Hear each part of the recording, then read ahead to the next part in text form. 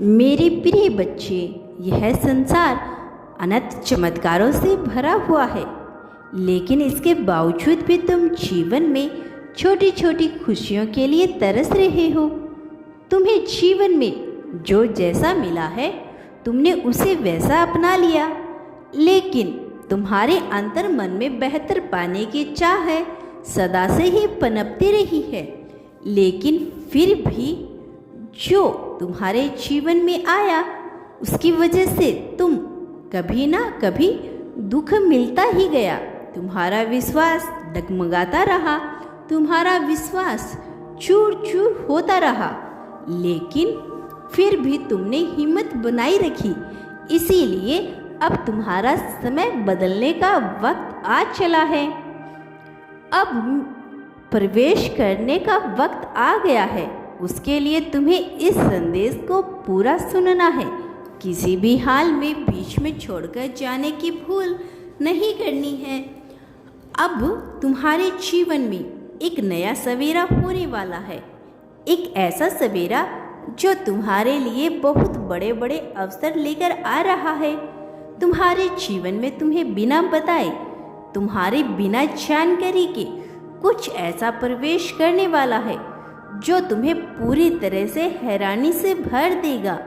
मेरी बनाई हुई प्रक्रिया पर विश्वास करो और खुद को बिखरने मत दो।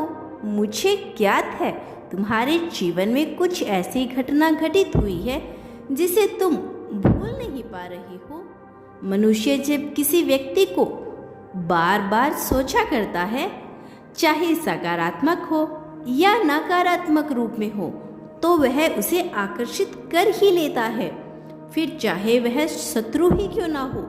मनुष्य जिस चीज को, जिस व्यक्ति को बार बार विचार करके अपने आकर्षण में ले आता है, वह मनुष्य उसके दुख या सुख का कारण बन जाता है। यदि कोई तुम्हें परेशान कर रहा है, तुम पर दबाव डाल रहा है, तो तुम ना चाहते हुए भी इसका विचार करते हो, जबकि तुम्हें ऐसा नहीं करना चाहिए। लेकिन मनुष्य का मन इतने आवृत्तियों से भर जाता है, ऐसे ऐसे आयामों से भर जाता है कि वह उसका विचार ही कर लेता है और अंततः उसे आकर्षित कर लेता है। मेरे प्रिय, तुम्हें इस प्रक्रिया को अपने जीवन से निकालना होगा। तुम्हें केवल उसका विचार करना होगा जो तुम्हारे लिए आवश्यक है, और जो तुम्हारे लिए जरूरी नहीं, उसके विचार को त्यागना होगा। तुम्हें खुद को निर्मल, असहाय और अकेला नहीं समझना है। खुद को मजबूत, शक्तिशाली समझो। खुद को ऊर्जा का केंद्र समझो। जब तक तुम अपनी मानसिकता में बदलाव नहीं करोगे, परिस्थितियों में बदलाव किया जाना संभव नहीं है। उसकी शुरुआत तो तुम्हें ही करनी होगी। आगे की धारा में मैं तुम्हें बहा दूंगा और इस धारा के साथ बहते बहते तुम सुकून के सागर को प्राप्त कर लोगे। लेकिन प्रारंभ तुम्हें स्वयं ही करना होगा। पहला कदम तुम्हें चलना होगा। तुम्हें जीवन में अचानक से इतनी बड़ी खुशखबरी मिलेगी कि तुम यकीन नहीं कर पाओगे। वह खुशखबरी जिसकी तुमने उम्मीद, आशा त्याग दी थी, वह भी पूर्ण होगा। और ऐसे ही किसी साधारण तरीके से यह नहीं होगा, बल्कि यह एक विचित्र घटना होगी। कुछ ऐसा जो असंभव सा प्रतीत हो रहा था, जो तुम्हारे जीवन से छीन लिया गया था, जो कभी तुम्हें हासिल नहीं हुआ, और कुछ ऐसे ही पूर्ण होगा जैसे उसे पूर्ण होना ही था। मेरे प्रिय, कल का दिन तुम्हारे लिए विश्वास से भरा हुआ दिन होगा। कल तुम जीव जगत के सातों चक्र को एक साथ, एक दिशा में, एक समूह में सुव्यवस्थित ढंग से सुयोजित होते हुए महसूस करोगे। कल तुम्हारा आज्ञा चक्र तुम्हारा मूल धारा चक्र से इस तरह से स्लिप हो जाएगा, मानो तुम्हारा ज्ञान पर ही आधार तुम्हें मूल रूप से प्रतिष्ठित कर देगा। इसका अर्थ यह हुआ कि कल से तुम जो विचार करोगे वह इस भौतिक जगत में यथार्थ बन जाएगा, सत्य हो जाएगा। मेरे प्रिय, तुम पर मेरी कृपा दृष्टि है, इसीलिए खुद को अकेला और अभागा मत समझना। तुम जो कि मेरे शरणागत में हो, मैं तुम्हें सबम से दूर नहीं होने दूंगा। अब तुम्हारे मन से सभी चिंताएं दूर हो जाएगी। जो बात तुम्हें दुख और पीड़ा दे रही है वह सदा के लिए नष्ट हो जाएगा। तुम्हारे मन का नवीकरण होगा, तुम्हारी आत्मा को शुद्धि प्राप्त होगी। मैं तुमसे स्नेह रखता हूँ, इसीलिए मैं तुम्हें अपने आशीर्वाद स्वरूप में बहुत बड़ी खुशी प्रदान करने जा रहा हूँ। अगले 2 दिनों में बहुत तेजी से अपने मस्तिष्क में महसूस कर पाओगे और यह खुशी तुम्हारी आर्थिक स्थिति को बेहतर बना देगी। तुम्हें सफलता, प्रेम, खुशियाँ और अच्छा स्वास्थ्य भी प्रदान होगा। जब तुम आज रात्रि सो जाओगे तो तुम्हें सपने में इसका एहसास होगा। सपने में तुम्हें विभिन्न प्रकार की चीज़ें दिखाई देगी। तुम्हें कुछ ऐसा महसूस करोगे जो कल्पनाओं का रूपांतरण ही होगा, लेकिन इसमें तुम्हें अपनी प्रगति को स्पष्ट रूप से देख पाओगे। छोटी प्रगति, बहुत छोटी प्रगति महसूस होगी तुम्हें, लेकिन इसका प्रभाव बहुत बड़ा होगा। सपने में जिसे तुम छोटा समझोगे, वास्तव में वह इतनी बड़ी प्रगति का रूप धारण कर लेगी कि तुम्हारा अंत मन अभी से स्वीकार करने में सक्षम नहीं है। लेकिन जैसे जैसे तुम यह सपना गंभीरता से महसूस करते जाओगे, तुम्हारा अंत मन इसे खुद में समाहित कर लेगा और तुम्हारे सभी चक्कर इस पर कार्य करना प्रारंभ कर देंगे। वह गुलाबी रंग का एक ऐसा चक्र होगा जो तुम्हारा मूल धारण होगा, जो तुम्हारी ऊर्जा से केंद्रित होगा, जो तुम्हें दिव्य द्वार खोलने में तुम्हारी सहायता करेगा, जो तुम्हारे भीतर विस्तार भर देगा। तुम में कुछ ऐसी आशंकाएं भी जन्म लेगी कि तुम एक धीमे जीव को जीने के इच्छुक हो जाओगे। तुम बहुत सी चीजों को अपने जीवन से हटाना प्रारंभ कर दोगे। तुम्हारा मन खाली खाली महसूस होने लगेगा और धीरे धीरे जब तुम इस प्रक्रिया में आगे बढ़ोगे, तुम यह महसूस कर पाओगे कि तुम्हारा मन धीरे धीरे निर्विचार हो रहा है। तुम्हारा मन उस नीले आकाश की तरह है जो सदा से ही वही मौजूद है, लेकिन इस पर कई काले बादल, कई सफ़ेद बादल छा जाते हैं, जिसकी वजह से मन पर एक आवरण आ जाता है। किंतु स्वीकार्य रूप में मन सदैव मौजूद रहा है। ऐसा ही तुम्हारे जीवन में अब तुम्हें महसूस होगा और यही प्रगति का सूचक है, यही उन्नति का देवता है। मेरे प्रिय, यह उन्नति अब तुम्हें हासिल होगी। यह प्रगति अब तुम्हारे जीवन का यथार्थ बनेगा। न जाने कितने ही दिन, कितनी ही रातें तुमने अभाव में गुजारे हैं और एक ऐसी कल्पना में गुजारा है जो कल्पना कभी यथार्थ नहीं हो सकती, लेकिन हर कल्पना के मूल में तुमने सदा एक बेहतर जीवन की कामना की है। यह जीवन केवल वस्तुओं से भरा हुआ नहीं है, बल्कि इस जीवन के केंद्र में प्रेम और सुकून है। सुकून का वह अंतिम लक्ष्य है जो तुम्हें प्राप्त करना चाहते हो। तुम केवल आराम के जीवन की कल्पना करते हो, लेकिन तुम्हारे लिए सुकून और शांति हर एक चीज से बढ़कर है। तुम तेज गति से जीवन को त्यागने वाले ही हो। बचपन से ही तुम कर्मिक रूप से विचार करते आए हो और यही वजह है कि तुम्हारा जीवन भी इसी तरह से चलता आया है।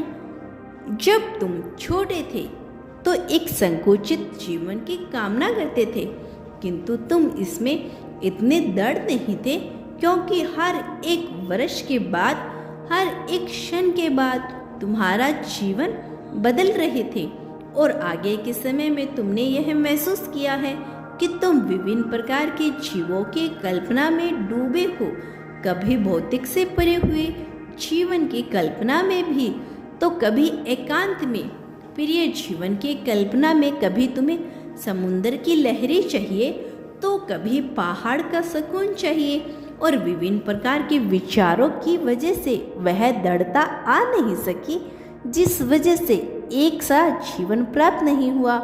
और अब तुम्हें एक साथ जीवन प्राप्त हुआ है तो वह तुम्हें रोचक नहीं लगा।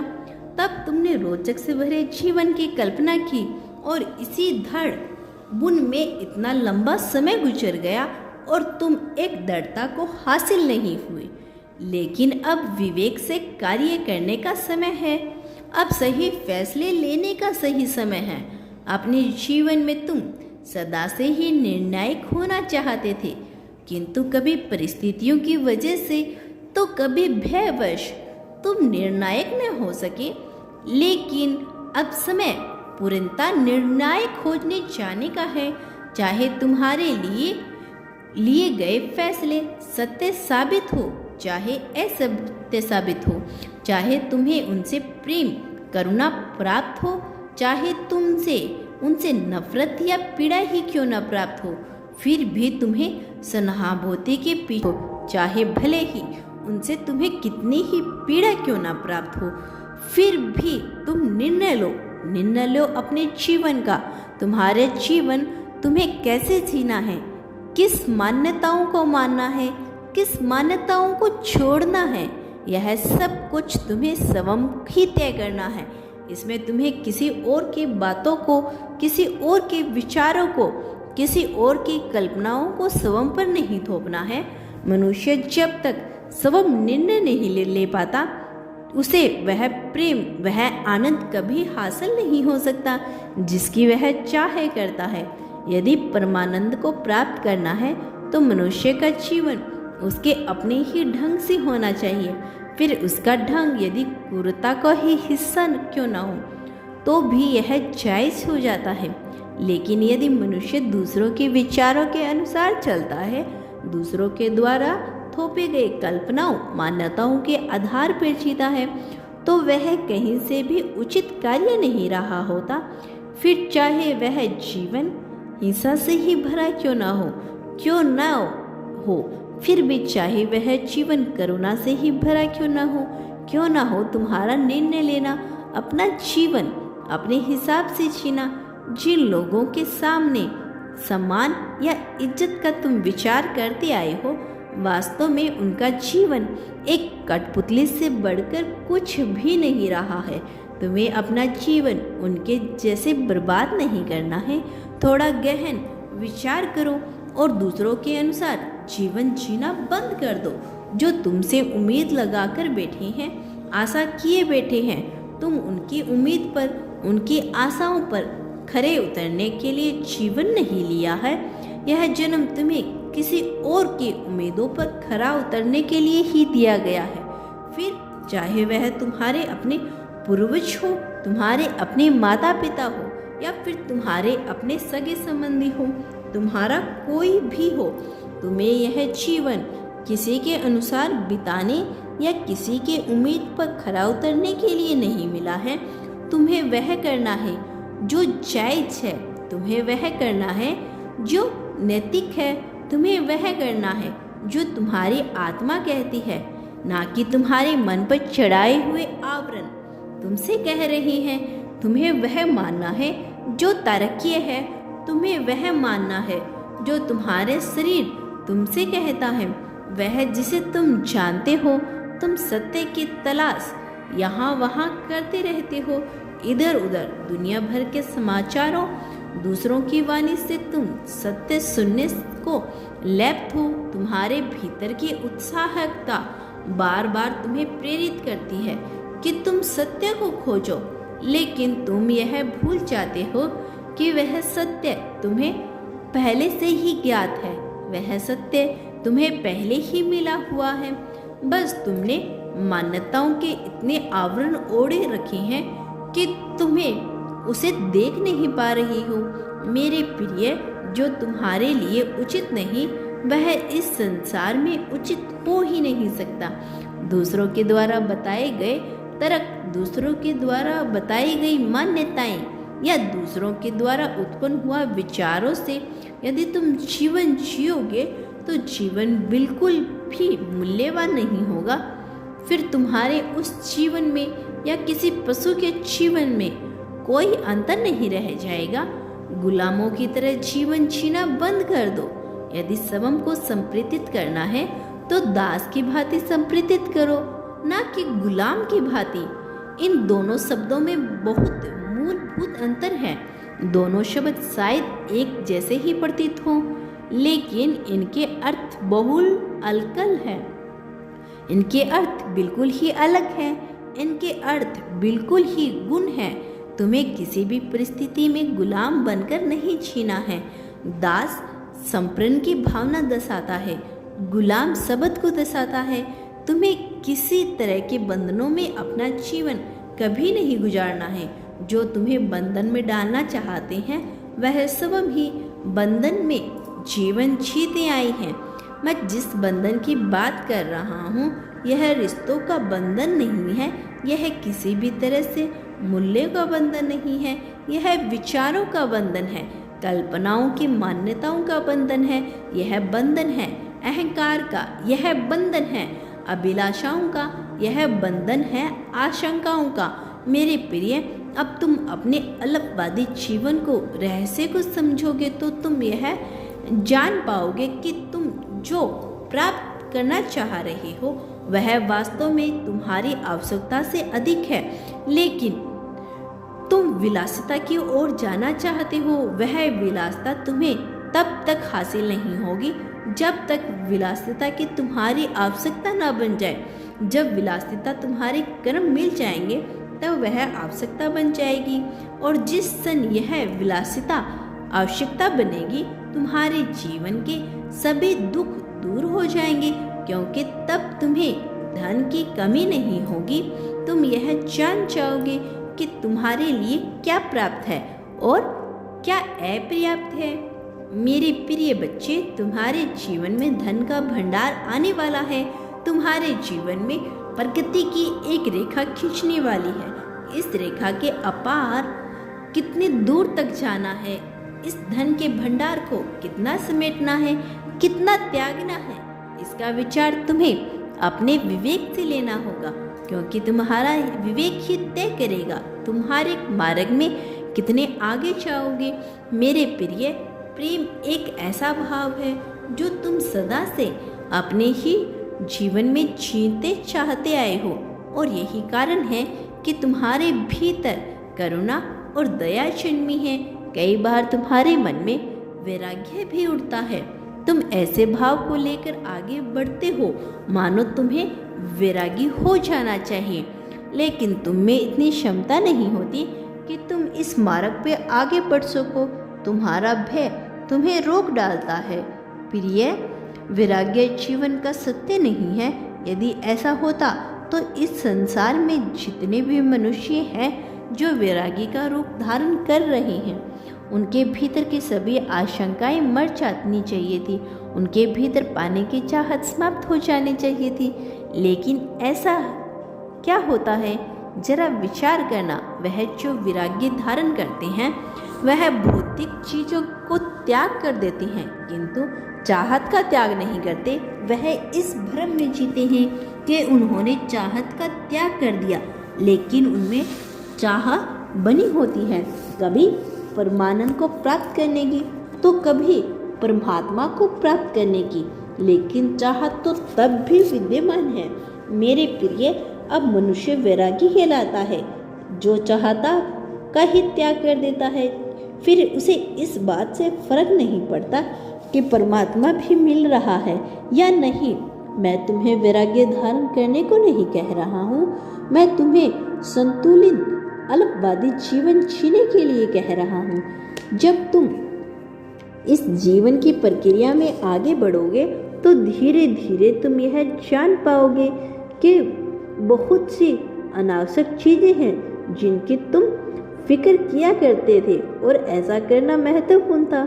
जो तुम चाहते थे वह सब कुछ तुम्हें प्राप्त हो जाएगा, लेकिन जब तक तुम उसे पाने के पीछे भागते रहोगे कुछ भी हासिल नहीं होगा। संभव नहीं है, क्योंकि यह प्रकृति का नियम है। जब तक चीज़ों को छोड़ा नहीं जाता वह चीज़ें अपना रूप अंतरिक करके वापस नहीं आती। मेरे प्रिय, मनुष्य केवल विचारों के दम पर और परिश्रम के बल पर ही जीत को हासिल करना चाहता है, लेकिन इस प्रक्रिया से उसे कभी जीत हासिल नहीं होती, क्योंकि यह प्रक्रिया ही गलत है, अनुचित है। मनुष्य जब तक यह सोचता है कि काश उसे जीत मिल जाती, काश उसे प्रगति मिल जाती, काश उसे धन मिल जाता, वह चीज उसे प्राप्त नहीं होती जब वह उसका विचार त्याग देता है और केवल अपने अगले क्षण का विचार करता है और दूसरा की भांति अपने जीवन की गतिविधियों को देखता रहता है, तो वह पाता है वह धीरे धीरे निर्विचार हो रहा है और उसे वह सब कुछ हासिल हो रहा है जो उसे पहले चाहिए था। मेरी प्रिय, यह जीवन का सबसे सार्थक तरीका है और तुम्हें इसी ओर आगे बढ़ना है। तुम अब जीत को हासिल करने के बहुत करीब हो, इसीलिए अपनी मानसिकता, अपनी जीवन शैली में बदलाव करो और सही मान्यता के साथ सत्य के मार्ग पे आगे बढ़ो। और एक बात सदैव याद रखना, कोई चाहे तुम्हारा साथ दे या ना दे, तुम्हारी निंदा करे या तुम्हारा सम्मान करे, तुम्हें उससे घबराना नहीं है, तुम्हें उसे विपरीत नहीं लेना है, क्योंकि मैं सदैव तुम्हारे साथ हूँ। मेरा आशीर्वाद सदैव तुम्हारे साथ है। मैं नियमित रूप से तुम्हारे ही पास हूँ और तुम्हारी गतिविधियों का आलंकन कर रहा हूँ।